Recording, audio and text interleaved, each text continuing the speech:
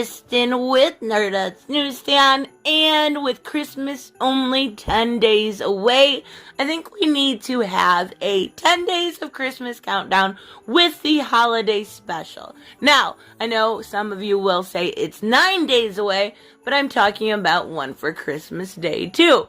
So I want to start with an older story, and it's a wonderful story, and it's a retelling of an origin story, right? Everybody knows the story of the baby that was coming from a planet that was blown up.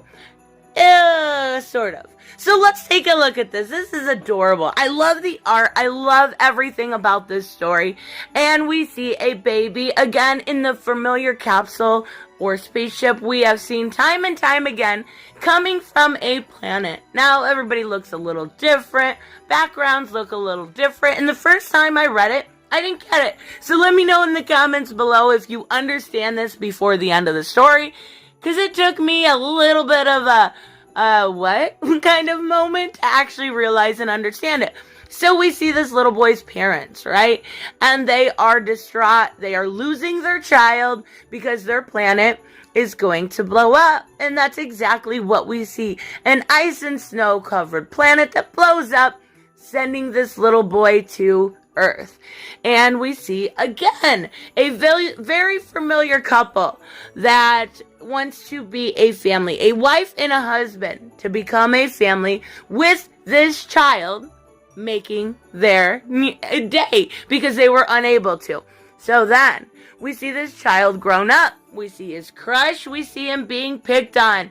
We see him have abilities that nobody else has. He has X-ray vision, realizing that this bully that beat up on him was getting beat up by, his father, and has his own tragic tale. And his crush and him sit upon this rooftop and talk, and he says, he wants to do more. He can't help the whole world. And that is what this woman says. He says, maybe I can't, but I can try. And we see him walk away from his family to go to his destiny. Now, we see them give him a present, and we assume that, by what they're showing us, this is going to be the Superman outfit, right? We see them walk away. He could have flown, but he walked away because that day he became a man on a journey to become something much, much bigger. And when he gets to the Arctic, what does he see besides his snow and ice, but his own fortress of solitude, his own fortress for him to do what he wants to help the world. And we see now he has come completely full circle, and he's become Kris Kringle. And actually at first I was like, wait, is this kind of taking Superman's origin, and instead of making him become Superman, making him become Santa Claus? No, we actually see back in the back here, the Fortress of Solitude with Superman above it. Very bad depth perception here, maybe, or it's just me. But, yeah, so Superman is still here. So what this story kind of gives us is the fact that we have the same story, an origin story, for different types of people. So for Kris Kringle or for Clark Kent. And they can become different types of people, but they're helping.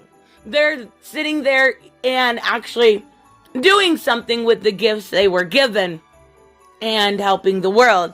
And I love it because as I look back initially, I'm like, well, everything was there to tell me this was not Superman's origin story, right? Even when you see the baby, he's, white and red. You see in the background, it's not Krypton.